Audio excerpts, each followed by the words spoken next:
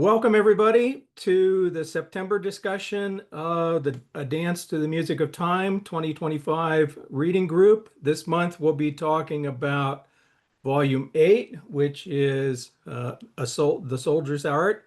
And it's sort of a bit like a Valley of the Bones. It's really not of a kind of others in the series, particularly because it's focused on almost entirely this sort of artificial setting of the garrison in Belfast that Nick has been assigned to as Widmerpool's underling.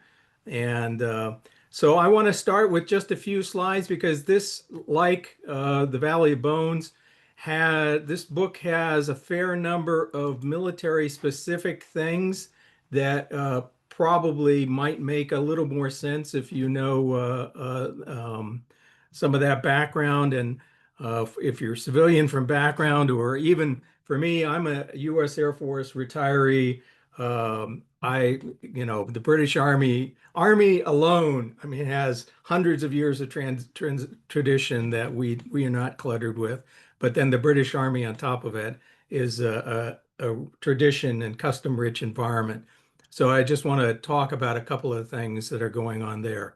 So let me start with a short presentation here. So Nick,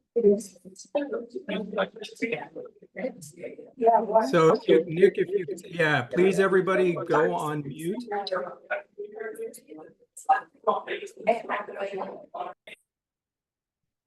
Sorry about that. Okay, so the relative time frame, this is a little bit longer. It's about a year period. And this takes place in, again, a bad time for the Allies, and because particularly at this time, most of the Allies were the British, and Britain was feeling isolated aside from U.S. support for Lend-Lease. But still, there's a fair amount of parallels, as there is throughout the war period, between Anthony Powell's life and Nick Jenkins' life. In August, I mean, Powell is less specific in time frames in the novel, whereas, of course, we know exact dates for his life. But in August of 1940, he was assigned to actually a better job, a more responsible job than the one that Nick Jenkins gets. So he was assigned as assistant camp commander at the divisional headquarters in Belfast. What that means is the camp commander is like the mayor of the town. So he's not the commander of the overall military organization. So the division commander, of course, is General Littman, Major General, one, two star. You typically see 2 stars at the division level in an army. So as assistant camp commander, he was, I mean, it was not a glamorous job because he was worried about messes and cleaning and garbage and all sorts of stuff like a mayor is in a town like that. So again, please, if you could stay on mute and not jump into the recording. Whereas Nick Jenkins is truly at the bottom of the poll as the assistant deputy adjutant. He's actually the assistant to the deputy assistant adjutant general, which is Widmerpool's job. A little explanation, and this both of them essentially stayed in that position. Powell's transition away was a little bit more gradual. So Nick, right at the end of the book, gets orders to go to the War Office in London, not knowing what he's going to do. Whereas Anthony Powell had a more gradual transition. He was transferred to the Intelligence Corps, which was probably preliminary to his being assigned to the War Office as he was. But then there was a series of training courses, and he didn't actually leave until and report to London until September. So a little bit of a discrepancy there, but much the same overall pattern. Just to explain a few of who's what, because Pohl, for the most part, doesn't explain the terminology. Not that it's necessarily essential to know what's going on, but it probably illuminates a few things. So, the division commander, and this means as a division commander, he's responsible for what is primarily the major operational element for the Army. So he's a division infantry division commander. He has about 15,000 men who are scattered all over Northern Ireland in an assortment of garrisons. Captain Coxich is his aide de camp. The aide de camp is sort of like the personal assistant to the division commander. He's carrying out the the little duties that happens to the commander to, take care of his everything from his schedule of activities to making sure that his valet gets his uniforms ready wherever he needs to go. So Litterman is responsible over a whole, very large operation. And just to give you an idea, in the organization, the divisional headquarters is sort of a functional unit under him, associated with coordinating all the other things going on in the division. And then you have the line units, which are the main part, infantry brigades, and then normally in the World War II British Army, you had an armored brigade by that point, and then a variety of support functions like artillery, signals, engineering, and as is mentioned in this book, a new unit that was organized in the British Army at the division level, which was the reconnaissance battalion, and then or brigade. Um, and then you have the various support units that are going on, including the mobile laundry, which is prominently mentioned in the book. And then at the divisional headquarters, there you have essentially the functions that are you have essentially in the British Army, you have two quite different staffs in terms of what they do. So the G staff is kind of the war fighting staff. That's the planning the military operations of the division. So there are things like operations intelligence, chemical warfare training, et cetera. And then there's this function called staff duties. In the American Army, this would be called personnel and typically be known as G1. And that's important because G1 is responsible for all the personnel assignments throughout the division. And that leads up to one of the reasons we have a little drama at the end related to the reconnaissance unit. And then on the other side, you have the more the support functions, which are sometimes they're separate depending on the size of the unit. You have the A staff, which is sort of the administrative stuff, and then the Q staff, which is the quartermaster. And in this case, you have A and Q, which is Colonel Pedler, who is the head for both these functions. So, and this is out of actually a U.S. Army guide to help American Army people understand the British Army. So there you see the AA and the QMG, the Quartermaster General, combined functions, but two quite different branches working underneath them.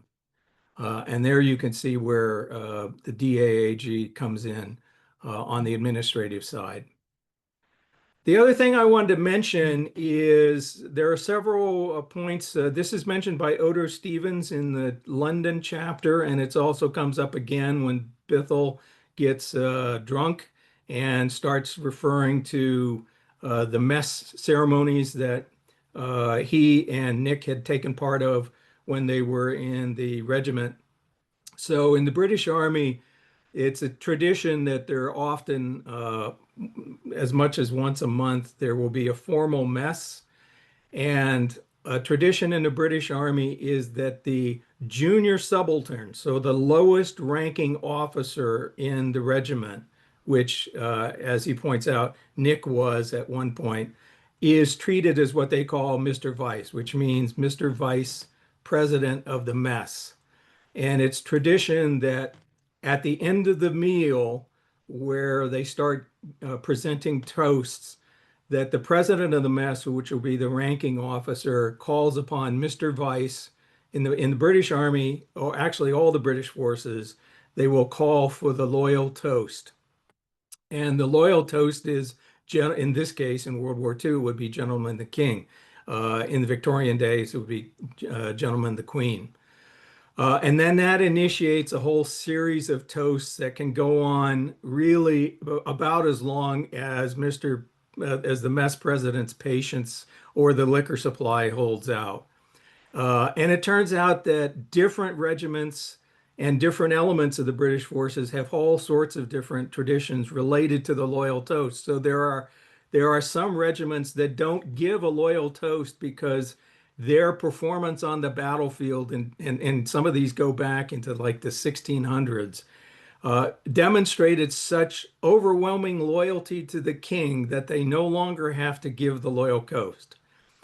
In the British Navy, the loyal toast is given sitting down in all messes because for many years British ships had there wasn't enough headroom for the officers to all stand up to give a toast in the wardroom.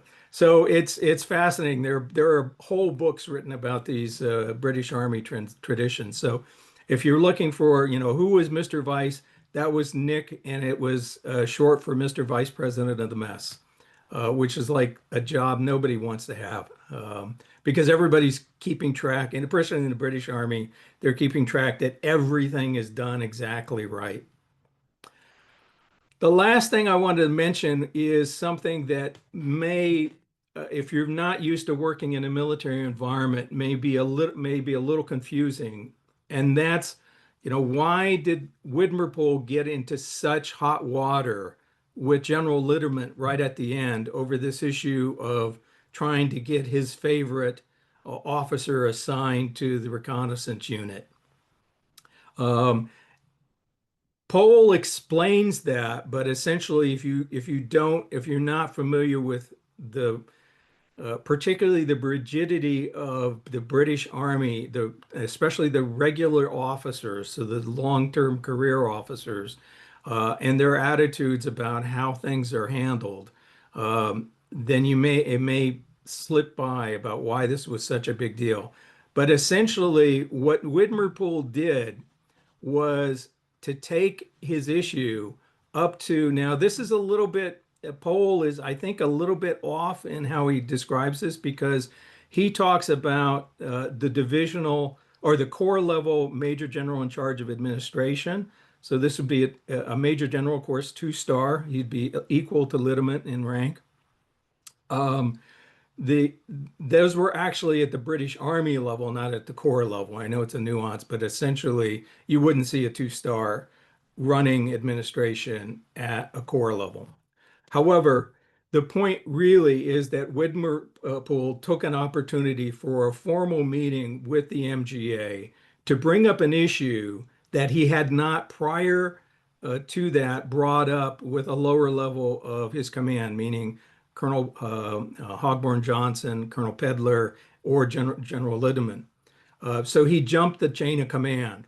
And in the British, in all the services in particular, but especially the British Army and especially the British Army in garrison, this was considered a really big, this is essentially insubordination. This is something equivalent to a court-martialable for offense. So it is absolutely something that could lead to the end of a career. And that's why when it comes out, Lideman in particular is so incensed about that. I don't know if that was. So with that, let me escape and we'll open it up for discussions. Did anybody find, I'll ask again just to start the discussion, did anybody find that not understanding the Army stuff interfered in any way with enjoying the book or understanding it?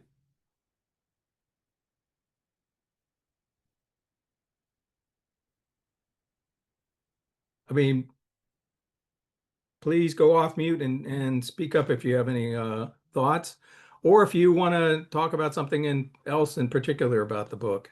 I thought that I didn't understand the British Army stuff at all. I got the bit that he was sort of going, skipping a rank and having the conversation with somebody he shouldn't really be talking to. But I think in a way it felt to me almost a bit, I'm sure Nick is supposed to have an understanding of it, but the idea that Nick's lost in all this as well, and it's all just bureaucracy and tedium, and the war is somewhere else, really, that they don't feel like they're doing anything that's contributing. I thought those two, the first and the third chapter, the sort of the minutiae of the day-to-day sort of relationship problems within the sort of the group of soldiers, it was all part of that for me. That sort Right. of fog of he doesn't really know what he's doing or what he's doing there. Well, I think also as in the Valley of the Bones, I mean, Nick, at least, and Powell admitted it himself. I mean, this was not his forte, and command alone was an uncomfortable enough role. But one can imagine that uh, the passion that Widmer has for this administrative trivia must have been incredibly galling to deal with. Let's see, we had Leslie, you had your hand up. Did you still want to say something? Yes, that actually intersected with a thought I had about this, which is at the beginning where you have the where Nick's going and having the overcoat fitted, and that the guy thinks he's in a play. And then there's a whole lot of other kind of theatrical imagery and allusions. And then he goes back to the garrison. And there's all this kind of petty drama going on because they're all so bloody bored that they have got to do something to make the thing more interesting. They have got to have all these petty feuds and things going on. And then when he goes to London, then like shit gets real. Um, you know, it's the Blitz. Things are really happening there. It's not this kind of pettifogging stuff. It's, people are being bombed, that they're in serious danger. They are having to go out and, either go into shelters, or they are actually having to try and rescue people from raids. And you get somebody like Max Pilgrim, who has previously been depicted as this really kind of effete, wafty character, saying, oh well, I spent last night dragging people out of the Right. results of the, yeah. And so there's this whole contrast between people kind of having to drum up some kind of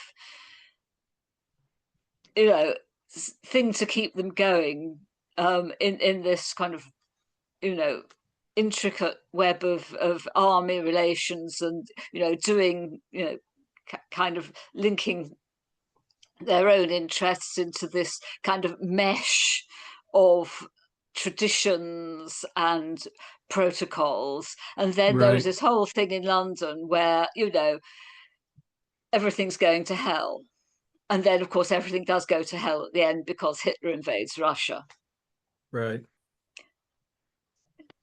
Yeah, I think there's a comment in the chat from Nick Burns, and I think it's a valid one, which is uh, I think it's quite possible to read all of this stuff without caring a whit about what the actual rules and arrangements and who does what in the army is, because it has a certain Kafkaesque feel to it, doesn't it? It's just fundamentally absurd.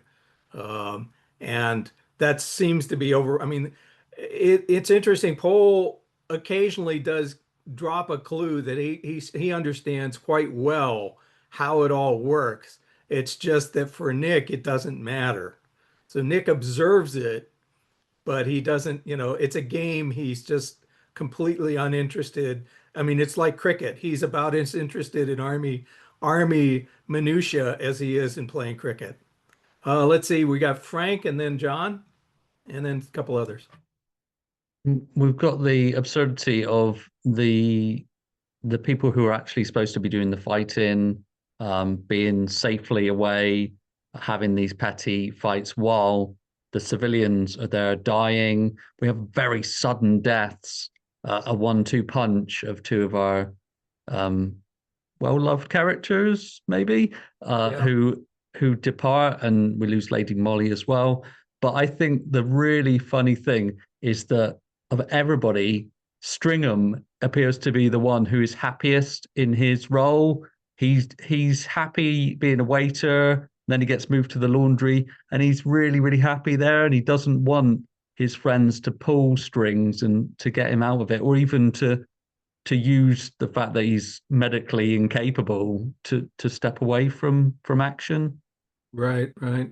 Well, I have to, if anybody has seen the movie A Perfect Day, about the toilet cleaner, the public toilet cleaner in Japan, to me that resounded with Stringham, because he is the character in that movie is a man who actually comes from a wealthy family, has some education, but he sort of found a place where he has a valid function in the world, even if it isn't respected by most people. And he's able to enjoy his life from the routine. So yeah, Stringham and in fact, he compares himself to a monk at one point, doesn't he? And it is sort of I've accepted the monastic life, and get joy out of these simple tasks that I undertake. Let's get John Blackster and then Raymond. Yeah, I've got, unfortunately, by now 3 points. One is I find it interesting that one person who doesn't seem to be confused or out of his depth in the army, although he's a civilian, is Sonny Fairbrother, who seems to take like a duck to water to intriguing and weaving in and out of all the different corridors of power. But that's just a point. But maybe that's a reflection. Again, it's rounding out Sonny Fairbrother in a very nice way. I also like just what you've said about the idea of Stringham taking on a sort of monk-like function, and of course that's a little bit like Sebastian in Brideshead Revisited, who ends up doing useful jobs round the hospital and the monastery in Africa, when he says, "Well, it takes a pretty useless type of person to need somebody like me looking after them." But my main point, I'm afraid, I'll try and be fairly brief, is that I think that there's 3 chapters, and obviously you've got this sandwich, and you've got, as you say, the farce. I mean, the argument over the port with the Derek and Eric routine, is worthy of any sort of comic duo, really. And then you've got this horrific incident in the middle, partly the sort of the unfaithfulness of and so on, and then suddenly the disaster. And I find that particularly horrible because I'm quite a sort of music fan, and that is based absolutely on an incident. In fact, it's almost, you might say, it's a little bit disrespectful or something if it had been done nearer the time to take that incident, where the Café de Paris, not Madrid, had a bomb dropped right through it onto the ground floor ballroom, killing 34 people. And it was on the 8th of March, 1941, which is almost the date we've got when you showed your timeline earlier on. And of course, the wonderful character Snake Hips Johnson, who'd come over to this country from Guyana. He came from quite a wealthy background. He was meant to be studying. First of all, he went to school, and if you go to Marlow, which is a very nice town on the River Thames, there's a memorial to him because that's where his boarding school was. Then he enrolled he was enrolled for medical school, but he absconded, found his way to New York, played with bands, came back, and was the absolute star of London society, and then died along with members of his band and the audience there. So, I mean, that incident is absolutely, it's almost like a newspaper report. The only thing is that it was Snake Hips Johnson band playing, which was billed, I think, as the Caribbean Orchestra. It wasn't a sort of singer doing witty songs. But of course, Noel Coward was a regular player at the Café de Paris, and also I think Douglas Byng as well. So again, the description there is is very tight. And then you go back again to the weird Alice in Wonderland of the machinations and comedy almost and confusion. So I think it's a very strongly structured novel, but in 3 very definite slices. It's the only one that has just the 3 chapters, and so that structural element seems to me, kind of more apparent in this book than it does with anything else. Most of the rest of them are anywhere from 4 to 6 chapters. Let's get Raymond, and then next up. I thought this just occurred to me. I don't know whether anybody else has seen the recent Steve McQueen film which is set in the Blitz, which I think also features the Café Paris scene. But the point I wanted to make is that I found, when I was reading it, the first section quite a slog, and probably the dullest, from my mind, the dullest section of any of the books so far. And then you get the middle section where everything suddenly springs into very vivid life. And I wondered whether he actually made it deliberately a bit dull, or am I maybe I'm the only person that found it dull. But to me, until Stringham appears, it's really quite hard work. And then once he's there, then you get this a sort of a lightness about it, which is missing in the middle section of the first chapter. But when I got to the final section, then I began to wonder whether he'd actually made it somewhat of a trudge as a way of setting up the middle section and then the final section. I don't know. It's a completely valid question. I'm sure occurs to many people as they're reading it, because it is so dull, and it's so dull in partly because it's so uninteresting to Nick. I mean, he's struggling to observe these fine nuances of people because he's in a desert in terms of activities. Yeah, I mean, it's one of those, how realistic could Pohl be about the dullness and tedium without taking it overboard? I do think that to some extent, knowing he was writing at a time where some of the context would have been more familiar to his readers than it would be now. So it probably made a little more sense and wasn't quite so tedious. But it does set up the environment. It is it's an arid situation overall for the imagination. And you can see he's struggling to, reading is the only thing that's keeping him from going insane. Because these are not people, they're not people who give him anything interesting in the way of conversation. In fact, the one time he has a literary conversation, he almost gets a book thrown at him by General Lindemann. The next we have Richard. I'm sorry, I don't see your display I'm not sure name. why I'm signed out like that, but right, because it's my email. But anyway, I was about to mention that literary conversation because it harkens back to the previous novel about the pudding incident. I mean, Lindemann apparently is a very efficient and effective officer, but he's just odd in his interactions with people, and he has this weird thing where Nick ends up, to talk like kind of dissing on Trollope, which is very funny, and then later on, Winterbourne is interrogating Nick as to his interaction with the general, and he's like, "Well, we talked about Trollope and Balzac," and Winterbourne's like, "The authors," and Nick's like, "Well, I thought I was going to say the generals, but I thought about that." There's always something in these novels that makes me laugh out loud, and that was this one. I too thought about Sebastian when we hit Stringham again, but all these.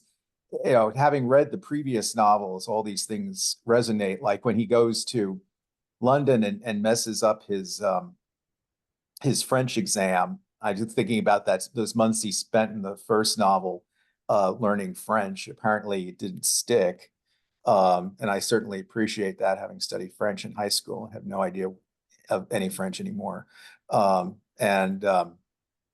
and then as other people were saying before, death just keeps coming in. There's the one officer who's that kind of braggart who ends up committing suicide.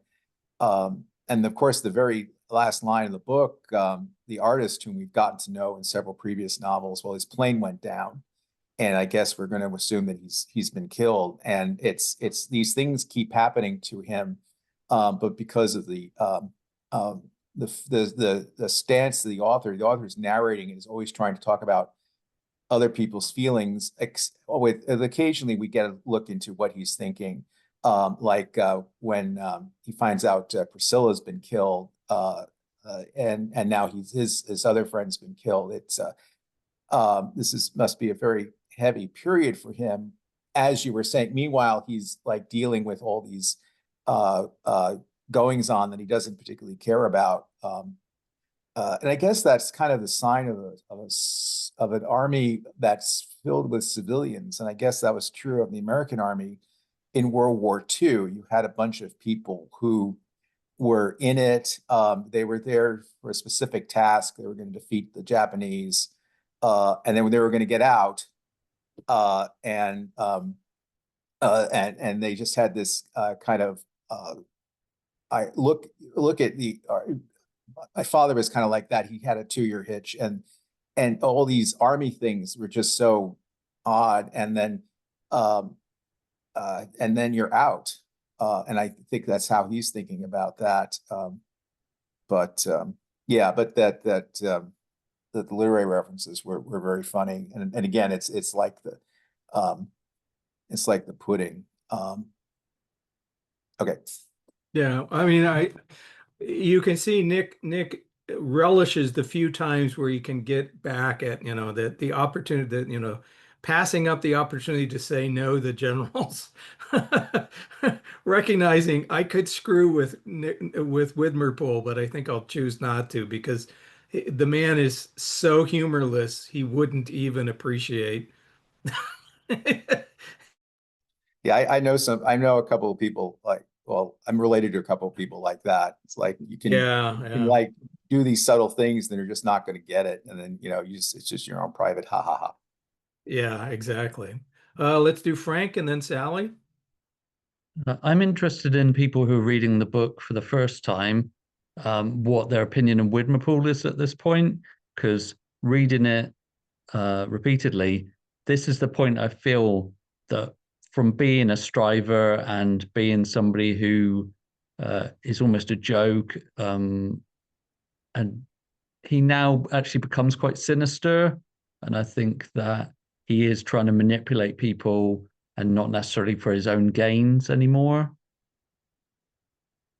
I think that's very true. I mean, at this point, it's like, one can ask whether or not Powell knew this was Widmerpool's arc all along. But at this point, clearly Widmerpool and Powell does use the term power more explicitly now, that Widmerpool is starting to recognize, I know how to play power and I know how to use it. And even in this, it's like I've been seconded from the civilian world into the military world, but I can figure out the game and understand how to play it and play it in a sinister way. So, it's hard not to think back to, in the case of Stringham, when we know that he's going to be sent to the Far East, and we know that his arc is going to become a prisoner of the Japanese and not end up well. But that in the very first book, Stringham makes a comment about that, that Widmerpool will be the death of me. Well, actually, that's, did Powell know that? Did he have that in mind when he planted that line in Stringham, or did he just recognize opportunities that he had seeded early on? It's a good question, but clearly at this point, Widmerpool becomes a more interesting character because he is. Now it's the raw exercise of power that fascinates him. And we see in the next book that, once he hits London and the cabinet office, he just takes off. Sally?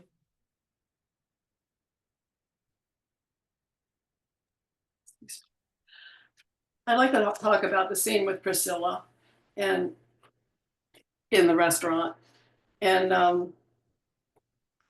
about Pohl's use of time. I think there's not a more poignant second in the entire novel than the second where Priscilla goes kind of white and she's in despair, and he goes, "For a second, one saw what she would look like as she was old." And reading back later, that's the most poignant moment for me, was when you realize she never will get old. Right. And he didn't say for a moment, he said a second. So he's always about time. And then she's in complete despair at this point in the restaurant. And for me, that was like the ultimate liminal stage. She's in a liminal state of betwixt and between. And we don't know at the time that it's betwixt life and death. And when she's leaving the restaurant, and she's beside herself, really, in total despair, and they don't understand what's happening with her. And when she gets to the door of the restaurant, she looks back. And I thought that was so poignant, that look back, where and then she goes through the glass doors into oblivion, really. And I just thought that use of the liminality of that scene was really powerful. Yeah, I'd never really thought about it in those terms, but you're right, because that is, I mean, a second later, she is out of the book for Yeah. good. Yeah. So I just a comment in the chat I wanted to pick up, which was the fact that after having, you know, a moving scene where he's recounting the bombing and dragging bodies out, Max Pilgrim disappears from the series. I think part of it, I would argue, is a practical issue that once Nick leaves the army, he sort of loses his connection with the musical world that we saw with Moreland, particularly in Casanova's Chinese restaurant. And that was sort of the connection. Also, you know, the performers, the cabaret performers. Nick transitions away. He becomes a middle-aged married man who is working, doing research on his book, and then goes back to being a novelist. He kind of leaves that bohemian world behind, and I think Max disappears in the wake of all that sort of thing. So even though there's continuity to the end of the series of certain key characters, there are definitely people who walk off stage and never come back again, just like Priscilla, in fact. One comment I wanted to go back to, observation about Sonny Fairbrother, and particularly because it ties into the opening scene with the overcoat in the costume. I'm struck, Sonny Fairbrothers to me is an example of, and I almost wonder if Pohl was aware of this book, because in the late 50s there was a fascinating book of sociology called The Presentation of Self in Everyday Life by Irving Goffman. And what Goffman argues is that in many public roles, people play a role to every bit to the extent that a role is played on stage. And so he uses, for example, the role of a waiter who is deferential and helping out and always trying to be, because that's what people expect of a waiter. And he uses the example of a doorman at a hotel who is, of course, very gives you the first impression of the hotel by their formality and the neatness of their uniform and the grace of their helpfulness of their manner. And, the army is very much an environment where presentation of the self in the military, it plays, I mean, it's a big thing. And especially in the British Army, which was so into uniforms and customs, and Fairbrothers, like deliberately wearing a worn uniform is a sort of, that's a reminder to everybody, by the way, I got a pretty good MC in World War One. I'm a real soldier, even though I have been a businessman most of my life. And Fairbrother definitely is one who knows how to give that presentation, whereas one could argue Widmerpool succeeds despite the fact he's so terrible at presentation of self in these roles. So I just wanted to offer that up for a thought. I think that that gives some insight into Sonny Fairbrother in particular. We've got, I think, John, you've had your hand raised for a while, and then Cheryl. Thank you.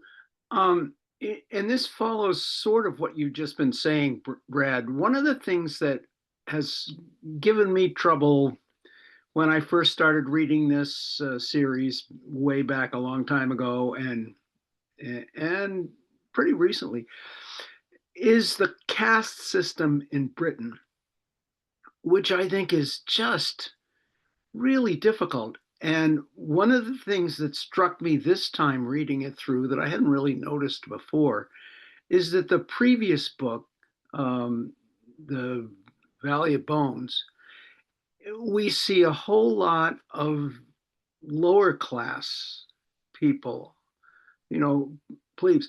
And we get into this one, and with all the officers that Nick's dealing with, we've moved up.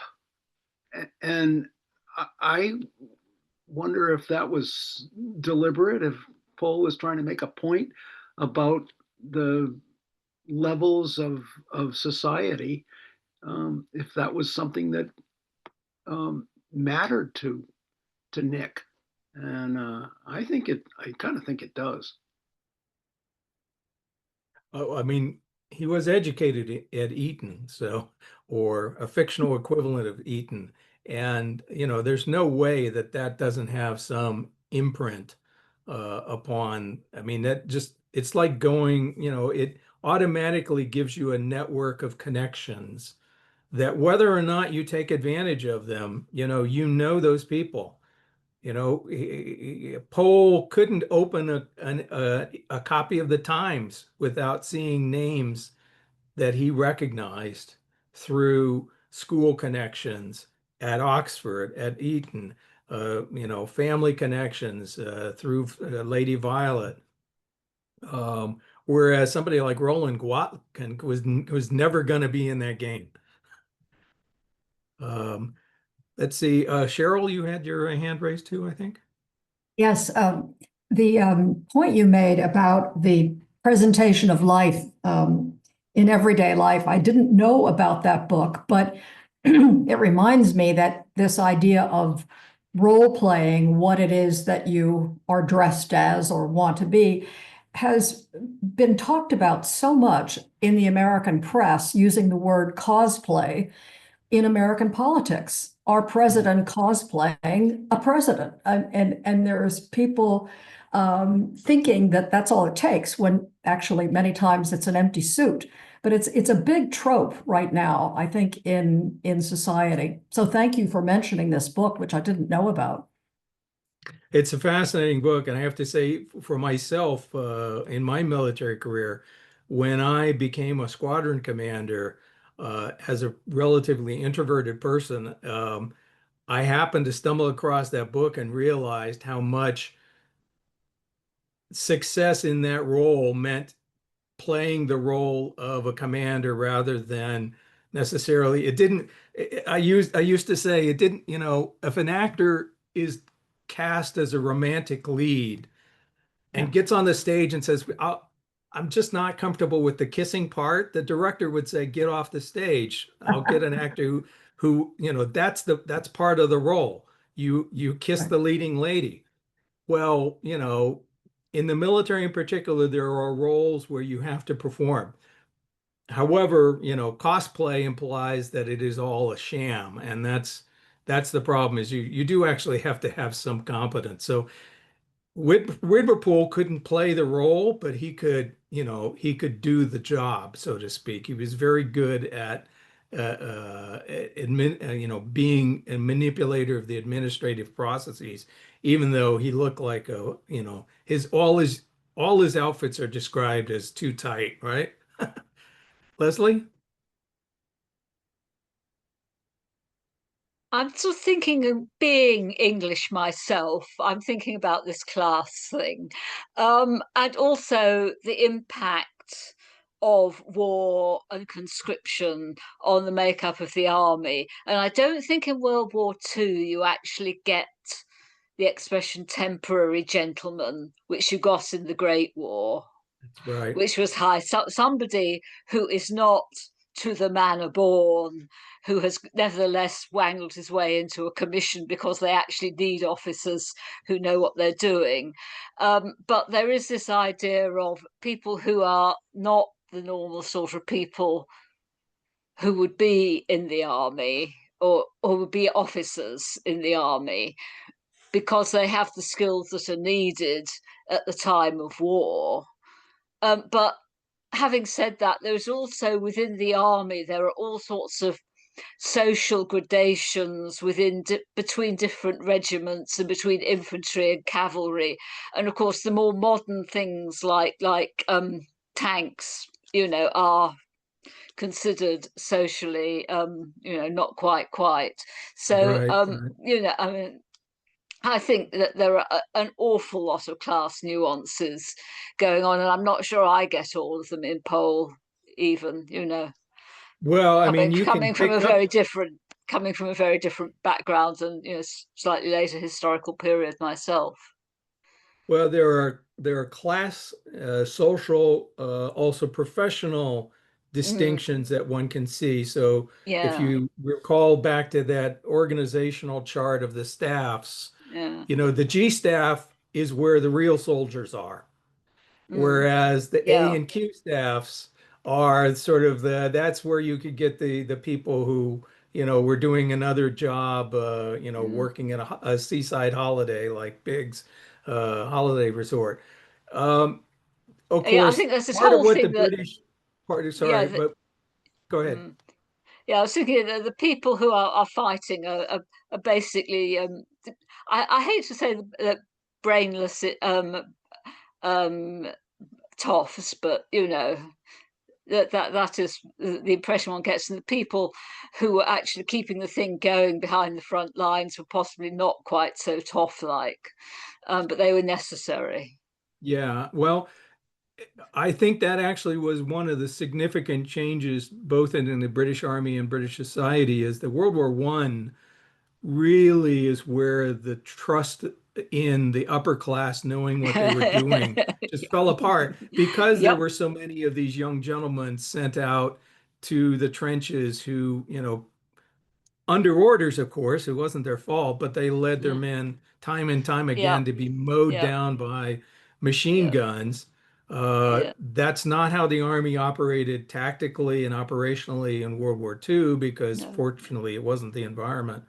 Mm. But also you still see, the distinction in terms of professions. And the British Army, I mean, sort of was late to pick up and how important logistics and all of this support stuff like transportation and signals Mm. Yeah. were to success of the army. There's a famous line for World War II that Ernest King, the chief of naval operations, went up to General Marshall, the chief of staff of the army, at one point early in the war and said, "What is this logistics stuff? We should get some of that." I think it's an apocryphal story, but it was the fact that there were, in an industrial warfare, there were a lot more need for professionalism. That wasn't the mainstream war fighting. In fact, and this is true of most armies, most militaries. Most militaries spend most of their time not fighting, Mm. despite the fact that fighting is fundamentally what they're there to be about. So, Frank? It does seem that the mobile laundry now has a competent officer in charge of it after the farce of Bithell, and what is really the comic set piece of the book, where Stringham draws Nick into this drunken Bithell incident. Yeah. And of course, that Widmerpool's number one reason for being upset about that is how it might blow back on him. It's not about Nick. It's not about Stringham. It's not about Bithell. It's all about me. and how does it affect my power and my position? Well, we'll see in the, yeah, sorry, Richard? Oh, just one more thing. You mentioned earlier, in the novel, Nick slips in that, Germany has invaded Russia, and I think his reaction is wonderful. He just feels this weird sense of relief, and it's one of the few times we get like an insight into his thinking of the war, and I imagine reflected a lot of people who were schooled in history and remembered just how well that worked out for Napoleon. But I don't know if that's now if that's now Pohl looking back on it and inserting that kind of foreknowledge, or he actually did, or people did actually feel that now that Britain was no longer alone in the war. Well, I think that last comment is what was prominent in the minds of most Britons, was simply, they're not alone. We're not alone. The Russians are, whether or not, no one knew. I mean, there were many people who predicted that Russia would fall, in weeks. And it was a close run thing as it came out. And I think if Hitler hadn't been a total idiot, it would have. But yeah, Raymond? because he Yeah, he could have blown it very easily. So just on another slightly a different tangent, one of the things which sort of annoyed me again in this book, as it has done in previous books, and it's one of my pet hates in literature, is when an author doesn't give names to a place. And I don't really mind whether they're real names or made up names. I like places to be named.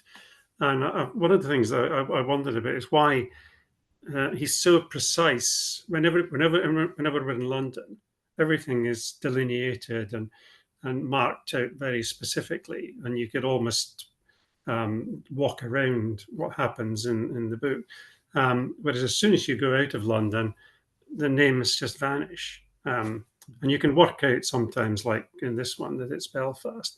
But if you're not thinking about it, it can be quite sort of frustrating. And does anybody know why he does this?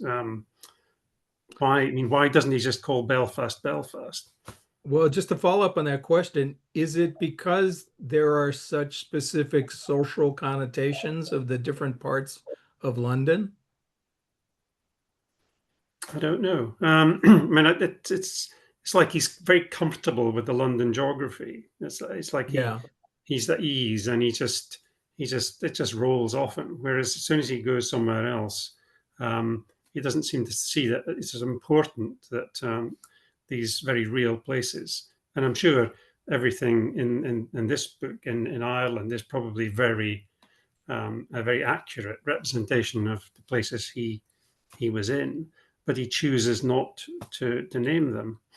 Yeah, it's a good question. John, did you want to offer something on that? What, I don't know if I'm the John that was, but what struck I think John Blackster, but you're still on mute. And then we'll get John Gould.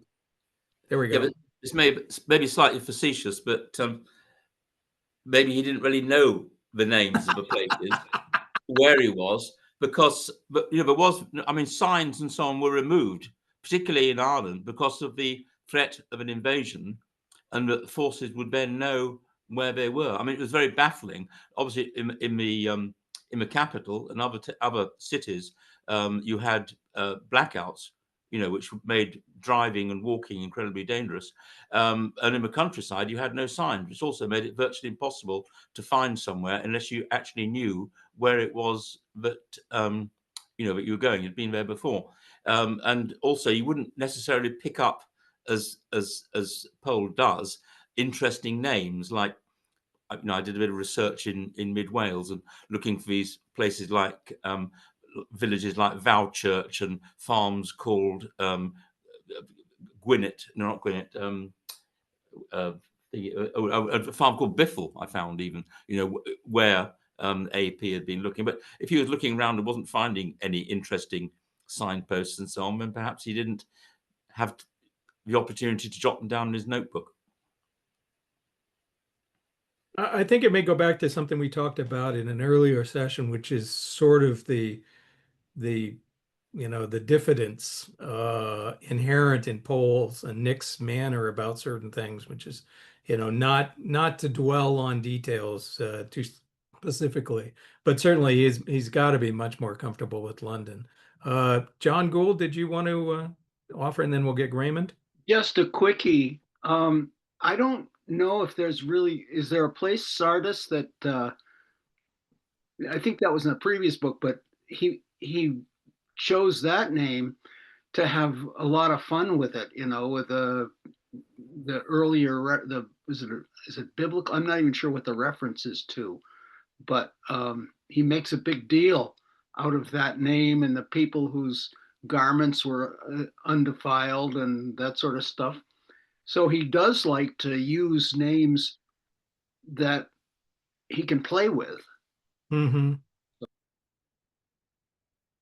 Let's get Raymond and then John Blackster again. Just to sort of follow up, I mean, he does the same thing in previous novels, when like the one where they go to the seaside town, and again he chooses not to give it a name. So I mean, I can't remember whether it carries on, but I would imagine it's a feature of the sequence. Yeah. John Blackster? Yeah, the Sardis, well, as he says, it was one of the 7 churches of Asia, but certainly he would have come across Sardis as a name of chapels in South Wales. Having spent some time at Haverfordwest, which is where the Valley of Bones starts off, he talks about coming to the railway station, which in actual fact was built in the entrance to it, when I went there, it said this was completed in 1939. So he would have gone through that same archway. I couldn't find a chapel with Sardis on it in Haverfordwest, but I did find one only a few miles away in one of the villages. I mean, if you're familiar with Welsh chapel, as they call it, then those Old Testament names are always given to to a chapel, and Sardis was unusual, but not made up, not unheard of, certainly. Yeah. Certainly a class that the Biblical Association would be strong, particularly the Christian Association. Any last comments before we wrap up? Great discussion as usual. Terrific to see everybody join us. I wanted to mention that next month we have a special guest, Levi Stahl from the University of Chicago Press. He's the director of marketing for the press. He's a huge Pohl fan, and he's been intimately connected with the University of Chicago edition, which is how many of us in the U.S. Have consumed this book. It's been a huge success for the University Press and brought lots of readers in America to Pohl. So look forward to that. And I'll just also mention, of course, again, that if you're interested in 2026, I'll be running a pilgrimage reading group, and I'm certainly happy to have anybody who wants to come join that. So with that, if there are any last comments, please let us know. Otherwise, thank you so much for joining us. I hope it's been a good discussion, and I look forward to seeing everybody in October. Take care.